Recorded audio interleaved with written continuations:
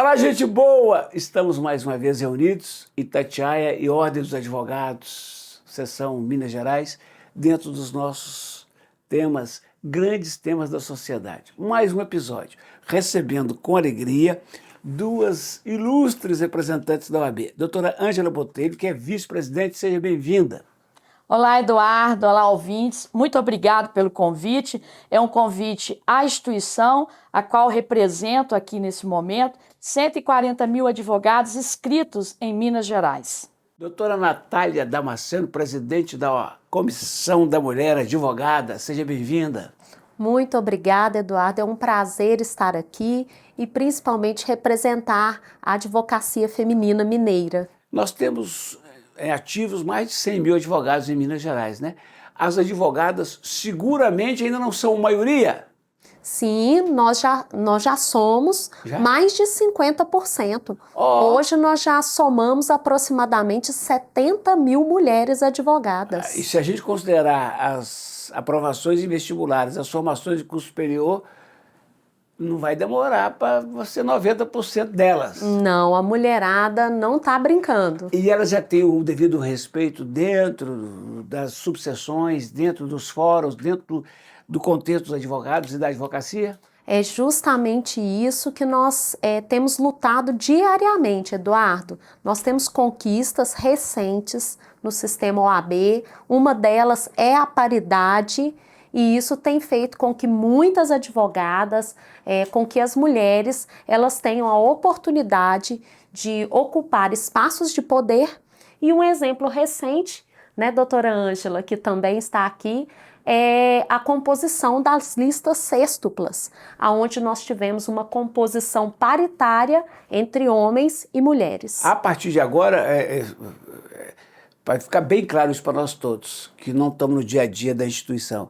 A partir de agora, toda a lista sextupla vai ser dividida meio a meio? Sim. É uma norma já da... Sim, metade de homens, metade de mulheres, sem esquecer ainda da cota racial. Bacana. Então é uma gestão, são conquistas muito importantes para toda a advocacia e para a sociedade de modo geral. Daqui a pouco a gente volta, porque agora eu preciso buscar aqui com a doutora, porque a doutora Natália, doutora Ângela, não é que a gente está tão dinossauro assim, mas é mais novinha. A senhora sabe mais do que era um cadiquinho das lutas para chegar até aqui. E a senhora conhece a história das mulheres. Nada foi fácil, nada foi de graça? Na realidade, Eduardo, a luta das mulheres historicamente, isso já vem ocorrendo de gerações para gerações. É evidente que as mulheres, exemplo de nossas famílias, mães, avós, não tiveram a oportunidade de viver o que estamos vivendo nesse momento, que é a modernidade. É a mulher lutando mais, tendo espaço de poder, de liderança em todos os setores, em todas as instituições, seja públicas ou privadas. Vejamos, nós como operadores de direito, nós temos a advocacia privada e pública, nos tribunais, setores públicos, nós temos promotores, juízes, concursados, que já estão, a maioria, né, já concorrendo a concursos públicos, são mulheres. Para você ter uma ideia, a nível da advocacia pública e privada, nós somos, como a Natália falou, 50% dos inscritos dentro da ordem. E nós avançamos na gestão atual, que o presidente Sérgio Leonardo é a liderança maior no estado de Minas Gerais, onde no ano passado, no primeiro ano de gestão, nós conseguimos votar no Conselho Pleno, onde nós temos 186 conselheiros, homens e mulheres, que votaram a favor da lista sextupla, onde nessa lista você tem que envolver tanto a mulher quanto a raça, não só o gênero. Então hoje, a partir de 2022, todas as votações a nível de tribunais tem que estar essa metade na lista sextupla de mulheres e raça. Doutora, se a memória não me trai, a sociedade tem alguma coisa em torno de 60 mil anos, né? A escrita, 7 mil anos. Os grandes pensadores, os maiores, como Cristo, Buda e outros, apareceram 2.500 anos atrás, 2023, 2.050 anos atrás. E a mulher começou a ter mais direitos, como o do voto, há 90 anos. Foi ontem, doutora Ângela. Veja bem, Eduardo, o voto é algo que foi assim, extremamente importante, né, muito relevante para as nossas vitórias das mulheres, das femininas, as mulheres. E deixo para você uma situação muito que é interessante. Além da mulher votar, o direito ao trabalho, porque as mulheres lá das nossas famílias na antiguidade não conseguiam sair nem para trabalhar. Elas casavam-se cedo, tinham que criar a família, né, dar o rumo aos filhos, né, e apoiar o marido. Agora veja bem, além do direito do voto, direito ao trabalho e as questões de direito trabalhistas também, porque isso é um avanço para nós mulheres no transcorrer, na caminhada de nossas vitórias, né? Dos nossos desafios também. Aí, doutora Natália, a gente vai para a Copa do Mundo lá no Catar e descobre que a Sheikha Moza, mãe do atual emir, do atual chefão lá do país, ditador, ela é muito querida pelo esforço que fez para a educação, para a saúde, especialmente a saúde das mulheres, e por ter lutado para que nos últimos anos as mulheres pudessem trabalhar e tirar a carteira de motorista, entre outras coisas mais básicas. Sair do país para estudar, ainda não. Ela trouxe universidades boas para lá. E aí, olha para o Catar e fala, não é possível. Mas não muito longe dali está o Afeganistão, onde o cerco é total. Que loucura, hein? Sim. É essa diferença, né, na cultura e entre as sociedades. Mas ainda pegando esse gancho do trabalho, no Brasil, a CLT, a Consolidação das Leis Trabalhistas, ela é um marco na paridade.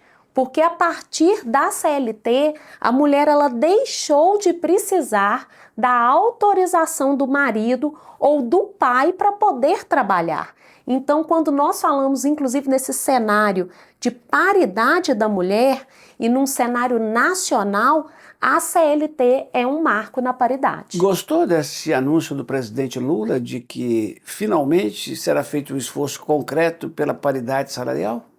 Com certeza, eu acredito que tudo aquilo que soma nessa busca de igualdade das mulheres e para que nós possamos ocupar de fato o lugar que nós merecemos e recebendo de forma igualitária por isso, todos os avanços são válidos e bem-vindos. Esta campanha da OAB, doutora Ângela, Mulher de Direitos, ela quer combater. A Patrícia Joe, que nos ajuda na produção aqui da nossa conversa, estava me contando dessa preocupação com aquela frase histórica: a mulher tem que se dar o respeito. Fica parecendo que tudo que acontece é porque ela não se comportou. Nós iniciamos a instituição numa campanha ontem, Mulheres de Direito. É uma chamada, né, aos nossos direitos conquistados há anos. Não é de hoje, é de anos. Várias mulheres caminharam nessa conquista. Com certeza, essa vontade de vencer obstáculos, seja no nosso lar, seja no nosso trabalho, seja até mesmo no nosso lazer, no nosso dia a dia, a procura de um espaço onde a gente possa também ter um tratamento igual, independente de ser homem ou mulher. É uma caminhada conjunta, não é só as mulheres que estão desenvolvendo, né, essa forma de colocar a mulher numa situação de igualdade, né, entre homens e mulheres, no mercado de trabalho, em todos os locais. Para você ter uma ideia, eu tive uma situação emblemática no meu escritório, onde uma pessoa com 40 anos, vindo de uma região de Minas, mais distante da capital, onde ela trabalhou em vários setores públicos e privados, isso é na modernidade, não teve carteira assinada. E fui olhar, ela tem um vocabulário perfeito, tem uma escolaridade razoável e nunca teve a carteira assinada. Aí chegando no interior mais desenvolvido de Minas Gerais, foi contratada para trabalhar, quando pediu a carteira ela achou estranho. Mas por quê? Lá onde eu morava não tinha carteira assinada. Não, aqui você tem todos os seus direitos reconhecidos pela lei e é muito mais justo que você é igual a qualquer outro trabalhador, não há diferença. Então, há ainda nesse momento atual, pessoas ainda, mulheres, né, sem carteira assinada, em trabalhos assim, todo trabalho é digno, né, mas independente em qual grau desse trabalho é existente.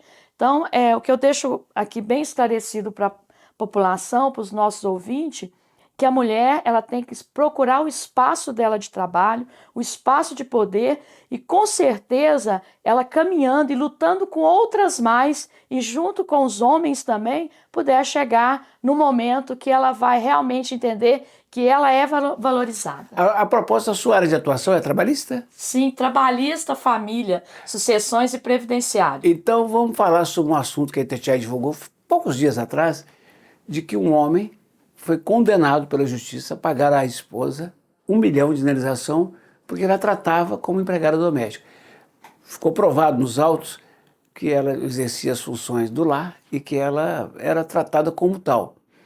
Eu ainda brinquei, se na concepção, pelo menos dele, ela era uma empregada doméstica, nada mais justo que a indenização. Essa já é, considerando que a doméstica já teve alguns direitos, alguns avanços na sua relação profissional, essa é uma boa discussão também, né? Garantir direitos àquele trabalho que é o maior de todos, que a gente acha que não é feito, é o da dona de casa. Qualquer trabalho, né, na nossa concepção, operadores de direito, ele é digno onde quer que esteja sendo prestado. O trabalho doméstico hoje já está equiparado, está dentro da legislação trabalhista, com os direitos igual um trabalhador urbano, rural, e com todas as questões de hora extra, trabalhos domingos e feriados, adicionais noturnos. Então, graças a Deus, nós evoluímos na legislação e isso é algo que é de luta da sociedade. É muito importante deixar isso registrado, que a sociedade tem um papel importante das mudanças nas leis. Ô, doutora Natália Damasceno, vamos falar de um assunto triste, doutor? Vou virar o... Mas não tem jeito. Eu sou repórter dos tempos em que Márcio Stancioli, um engenheiro, matou Heloísa Ballesteros, desse sobrenome famoso, na Avenida Portugal, na Pampulha, lá nos anos 70 para 80. E aí foi aquele... Ainda estávamos impactados pela morte da Ângela Diniz pelo Dock Street, isso foi lá em Búzios, mas envolvia a socialite mineira, e de lá para cá começou a se falar, e veio a campanha Quem Ama Não Mata, e foi crescendo, crescendo, crescendo, e para mim hoje, eu não sei a sua opinião, doutor, já é uma epidemia, não tem um dia na rádio que a gente não fala que o homem matou a mulher. Ô doutora, a gente criou a Lei Maria da Penha, doutora, a gente fala, discute, faz congresso, seminário, e os homens acham que são donos. Tem solução, doutora? Eu acho, né, acredito que a questão do feminicídio, a violência contra a mulher, ela envolve uma mudança cultural. Então, além de todo esse trabalho, essa união feminina, né, esses movimentos que buscam cada vez mais conscientizar as mulheres dos seus direitos, lutar por mais direitos, nós precisamos dos homens como os nossos aliados. Porque os homens que se conscientizam dessa situação, eles acabam se tornando multiplicadores para os outros. E realmente o que nós precisamos para que nós avancemos nessa questão da violência contra a mulher é uma união da sociedade como um todo. A doutora Ângela, ela fala da necessidade de engajamento dos homens e de cultura, aspecto cultural. Não precisamos fazer um esforço efetivo, de verdadeiro, na educação como um todo, mas nesse particular, de que as crianças com 3, 4, 5 anos sejam orientadas em casa, na escola, de que lavar a vasilha é obrigação de todos, limpar a casa, arrumar a cama, essas coisas mais básicas, para criar um novo conceito de convivência. A essência da vida, ela não muda de décadas para décadas, ela é a mesma coisa. E quando a gente fala em educação básica, essa educação básica ela tem que vir da família, dos pais. A escola vai orientar, ensinar, mas a educação básica é responsabilidade de nós pais, de nós família e de crer em algo superior à nossa vivência aqui na Terra. Com certeza, se nós não tivermos uma boa educação, como Natália identificou aqui na fala dela, eu tenho certeza que nós não vamos avançar muito, porque aí muda-se gerações e as gerações não compreendem que não adianta você ter propriedades, bens, faculdade, ensinamentos pós-educação básica, mas se não tiver aquela essência da vida e a essência da educação lá quando está na infância, isso não vai dar bons resultados no presente ou futuro desses seres humanos, né?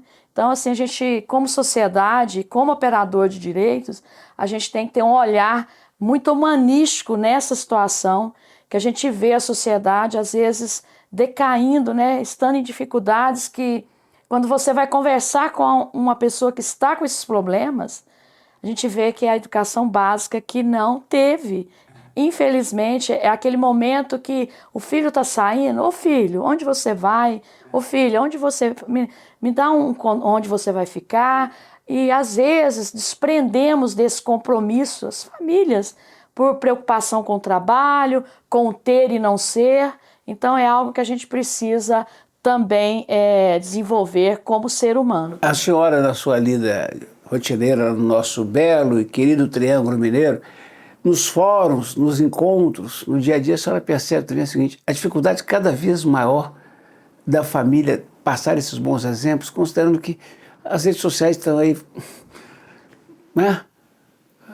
MC Pipoquinha vai fazer um show, aí de repente ela está excitada, vem uma moça que está assistindo nua e faz sexo oral nela no palco, cheio. Será que é eu que estou ficando caduco? Que o mundo sempre, fora de casa, concorreu com a mãe, com os valores da família na educação, isso é histórico. Mas está ficando cada vez mais apertado, né? É droga daqui, é estímulo de lá, a fama por um minuto, fake news. É complicado ser mãe e pai hoje, hein, doutora?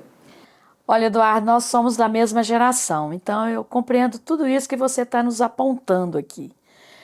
Eu tenho certeza que se nós não trazer uma reflexão para o nosso comportamento, tanto de filhos, pais, a comunidade, o bairro, para trazer essa responsabilidade. Porque hoje o que acontece? Nós queremos, no geral, a população quer trazer responsabilidade para o poder público, para as escolas, as entidades que se unem para resolver vários problemas, mas as demandas são muitas. Então, o que acontece? Enquanto nós tivermos uma reflexão comportamental do que os pais e os filhos estão fazendo contra vocês mesmos, contra nós mesmos, nós não chegaremos a lugar nenhum. Eu sempre falo o seguinte: é tão bom você olhar nos olhos de alguém e falar algo que você sente. Hoje as pessoas estão falando através de um computador, através de um celular. Se você chama para conversar pessoalmente, a pessoa não tem agenda, não tem horário, mas se você chamar ela para ir para um passeio onde vai ter às vezes algo mais divertido do que uma conversa, aí você consegue ter a agenda aberta. Então isso é o que a gente precisa trazer a família toda em reflexão. Então, doutora Natália, esse esforço da OAB, Mulher de Direito, para alertar para a necessidade do respeito, da convivência harmoniosa, a gente pode expandir para a sociedade como um todo, né? Estamos vivendo tempos difíceis, bicudos, então quanto mais amor, mais leveza, mais possibilidade de entendimento. E eu ainda faço uma observação, nós estamos falando aqui dessa estrutura familiar. Eu mencionei um pouco antes do apoio dos homens, mas nós também, nós mulheres, nós precisamos nos conscientizar do machismo que é reproduzido pelas mulheres. Porque a mulher, muitas das vezes, quando ela cria o seu filho, ela já cria num sistema machista.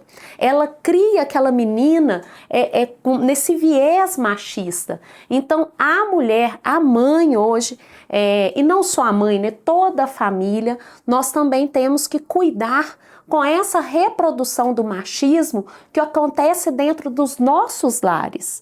Nós precisamos criar meninos que respeitem as mulheres, meninos que enxerguem de forma natural a responsabilidade com os afazeres domésticos, com a responsabilidade do lar, que eles não enxerguem como ele simplesmente ajuda em casa, mas como um participante daquela casa e que precisa igualmente contribuir. Fechando essa parte da prosa, que nós vamos ter muitas ao longo da vida, doutora Natália, aquele advogado, aquela advogada que nos acompanha pelas redes sociais da OAB, da Itatiaia, em qualquer parte do estado, que amanhã ou depois tiver uma ideia, quem sabe se a comissão não me ajuda, ou tiver um projeto pronto, é só falar com a comissão? Só procurar a Comissão da Mulher Advogada. Nós temos inclusive uma página no Instagram, que é o CMA OABMG. Então, quem quiser seguir a Comissão da Mulher Advogada, fazer as suas sugestões, é um canal aberto, inclusive com todos os eventos realizados. E da parte da direção maior, doutora Ângela, o recado do presidente Sérgio Leonardo, da senhora, é esse, né? A entidade quer mais e mais estar perto dos advogados, discutindo não apenas o fazer advocatício, mas uma vida melhor. A nossa gestão tem um lema muito importante, que é inovar, avançar e incluir.